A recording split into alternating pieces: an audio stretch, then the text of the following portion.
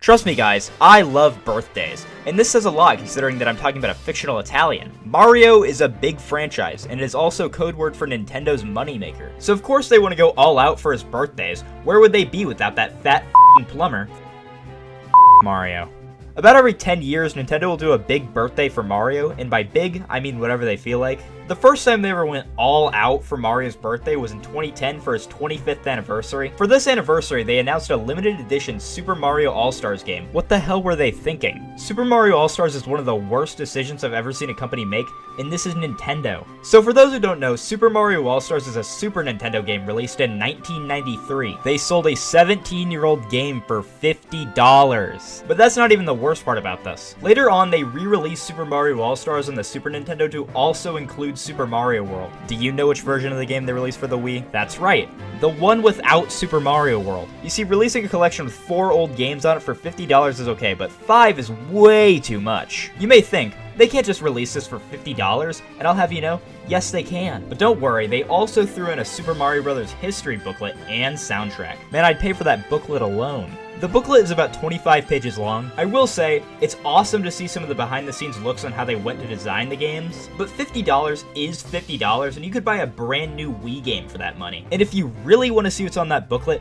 it was painfully easy to find online. Here's a list of games that you could have bought for the exact same price as Mario All-Stars at the time, which in my opinion have much more worth. Donkey Kong Country Returns, Super Mario Galaxy, Metroid Prime Trilogy, Punch-Out Wii, Mario Kart Wii, Super Smash Bros. Brawl, and much more. Actually playing the game itself, it's pretty good. Remade versions of all the old Mario games, but the remakes are from 1993. These are the best ways to play these games in my opinion, but it also would have been nice to also include the original versions of these games. Or hey, include Super Mario World. You know, like how some versions of Super Mario All-Stars on the Super Nintendo already did 17 years ago. But you know what? It's time to justify the price of this game to find out if it was truly worth it. It wasn't. On average, an NES game would cost $5 US on the Wii Shop channel. This includes Mario 1 through 3, and then including Mario the Lost Levels, which I'm not sure if it was released on the Wii Shop channel, but we can assume is worth the same amount. That's $20. They sold this for $50. They were really banking on that damn booklet. Oh yeah, also the soundtrack. Not like you can't just listen to everything on that CD on YouTube for completely free, but I would be lying if I didn't find this thing kind of a neat collectible. The idea of them selling a Super Nintendo game physically for $50 is painfully funny to me. And the fact that there's 0 changes and it's just Super Mario All-Stars from 1993 makes it even better. I want to clarify that these are some of the greatest platformers of all time, most of them. And I don't mean that there isn't $50 worth of content here. They're great games and the best way to play them, but Nintendo doesn't even price them at $50, so how do you justify buying this? How did I? Nintendo expected this to fly off the shelf. You can see how much they thought this by them making it a limited edition game. They knew it wouldn't sell well, so they made it limited edition so more people would buy it, especially with the awful price. We will see them do this again. Which makes it even funnier when they re-released Super Mario All-Stars from the Super Nintendo on the Nintendo Switch Online for Mario's 35th anniversary. But 25 is still in your 20s, and you don't know how horrible things get until you've reached at least 30. Mario aged again! 30 whole years. Do you know how crazy that is? I need to use my fingers to count it. I had a hard kindergarten. I don't think Nintendo knew what to do here. To coincide with this big birthday bash came Super Mario Maker? Not really. These two events were conveniently close and they felt the need to use Mario Maker as an excuse for a birthday celebration. Now don't get me wrong, I love Mario Maker. I played a ton of it when it came out on the 3DS. I have no idea why. I own the Wii U version as well. But you can tell they just wanted to use this as an excuse for his 30th anniversary. What makes this so special? Sure, you can use all the classic game styles, but that doesn't make it a celebration. That makes it them giving up. We can't make any more original Mario levels. Let's give it to the community. 84% of Mario Maker levels are awful. But with Mario Maker, they also gave us a 30th anniversary amiibo. You could get the classic Mario Color scheme with some bundles with the game and alone, I'm pretty sure, but I never saw it this way. But with Wii U Mario Maker bundles, they gave us a modern colored 8-bit Mario amiibo. They did this to drive up Wii U sales. This was prime amiibo time. I don't like how that rhymed. This was prime amiibo time and everyone wanted them. Trust me, I know. I got Pikachu. So they thought amiibo collectors would buy the Wii U Mario Maker bundle for the Mario Maker amiibo. They did, and then didn't. People would buy the Wii U bundle, take the amiibo, and then return the console. Nintendo could not have anything during the Wii U generation. These actually are some of my favorite amiibos. I never got them. I'm not huge on amiibo, but these are awesome. I did get this Link amiibo a couple years ago, which has the same art style as the Mario Mario one. The 30th anniversary Link amiibo. This is my favorite amiibo I own. Fun story, my Goodwill in my town will get extra stock from stores like Target and sell it for a heavily discounted price. It'll always be stuff like Disney Infinity, but one day I saw this Link amiibo and I bought it for $8. I never got into Zelda until I played Breath of the Wild in around 2020, but I'm glad I ended up buying this thing. Anyway, back to Mario. Since his 30th anniversary didn't have much, we all assumed that they would do much more for his next anniversary. In early 2020, I remember seeing tons of rumors on what Mario's 35th anniversary was gonna be. The main thing we saw here was the rumor of a 3D Mario collection featuring Mario's 3D All-Stars. Man, that'd be a damn good title. Nintendo, hire me. I have no idea why people were so excited for this thing. It is literally just a collection of old Mario games. I was excited. I may have owned and played all of these games long before this collection, but how could I not have been excited? Mario Galaxy is one of my favorite games of all time. I would have loved to play it any time I wanted on my Switch, but it just doesn't fit. But lo and behold, one cold September day, I live in Alaska, we woke up to a Nintendo Direct about Mario's 35th anniversary. This was still at the time when we all had to do online school, but I remember waking up to do my online classes and then seeing this video in my subscriptions feed on YouTube. I completely ignored my classes for the rest of the day just to think about this Direct. I'm a straight A student, I swear. This was actually a pretty good showcase of what they had planned for this man in the future. The first thing they showed off was this new Game & Watch Super Mario Bros. Handheld. Now this thing was $50 for Super Mario Bros. 1 and the Lost Levels, and I know I completely dogged on the pricing of Super Mario All-Stars on the Wii, but just hear me out. This thing may have been stupidly overpriced, but it's so cool. I love the feel of old Game & Watches, and to have a brand new one is awesome. I will say its lack of content is pretty actually f***ing stupid. Doesn't mean I didn't buy it. We get Mario 1 and Mario the Lost Levels from Japan in this thing. Plus we also get a version of the game from the specific Game & Watch called Ball, which is actually the specific Game & Watch model that this one is based off of. My only problem with Ball being included is that there's no option for its original visuals, and we only have this version with Mario's head. I just think it would have been cool if they allowed us to switch between these two versions. And of course they had to include a clock. It is a Game & Watch after all. It's a neat desk clock and kind of cool to fidget with from time to time. Imagine you don't have any other form of telling the time and all you have is this. Do you have the time? Oh yeah, of course, it's 12:27. Personally, I would rather have had the Mario Bros. Alarm clock from 1992. Imagine waking up to this every morning.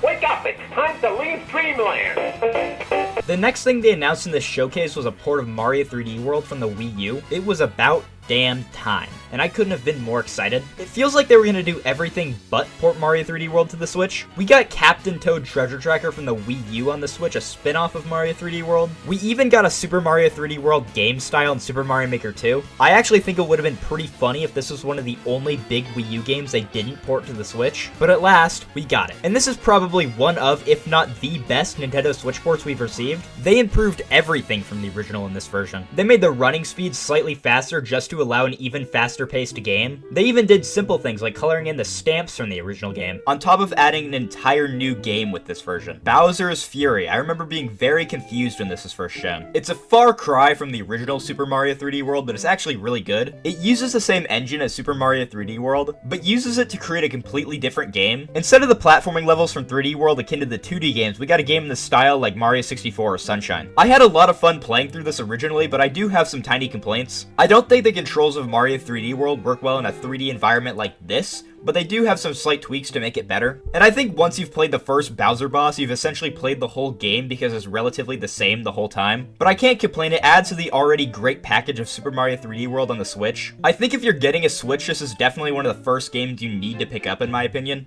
Also, we got these Cat Mario and Peach amiibos for this game. I love these. But we can't all be winners. The next thing they announced just pissed me off. Super Mario Bros. 35 was a battle royale game similar to Tetris 99 and the future Pac-Man 99. You had to outlast 34 other players as you all play the original Mario simultaneously. And whenever you kill an enemy in the game, it would send a ghost version of it to another player's game. It would get really chaotic, but I actually had a lot of fun playing it. You might have noticed that I'm referring to this game in the past tense. That's because Nintendo's stupid and dumb. This game was only up for 6 months. What were they thinking? I genuinely would have actively played this game if they didn't take it down. I have no idea why they did this. Were they worried about giving away the first Super Mario Bros. Away for free? No. For one, you could play this through Nintendo Switch Online, which you already had access to if you played Super Mario Bros. 35. But also playing playing a Battle Royale version of the first Super Mario Bros. Is completely different from actually playing Super Mario Bros. But the next thing that they announced was also cool, I guess. Mario Kart Live Home Circuit is a Mario Kart track creation tool where you can commit traffic violations in the comfort of your own home. Now, I would have loved having this as a little kid and would have had a lot of fun with it as a little kid. This thing just looks like a mess to clean up. I will say, I think younger kids would have a lot of fun using rooms in their house as tracks to race in, using furniture inside of their house as obstacles and stuff. But the card to actually play the game is $100, and to play 2-player, what Mario Kart is all about would cost $200 whole dollars. It's a lot of money, including the Switch, so it's not hard to see why I constantly see these things rotting on store shelves. I've considered buying one, but whenever I think that, I start to think longer about how shitty life is. Someday I'll get that damn cart. They also announced some new Mario Kart Tour characters, these being classic-styled Mario and Donkey Kong Jr. characters. Mario Kart Tour, you know, the game that everyone in the world collectively played for 2 seconds and decided, this isn't great.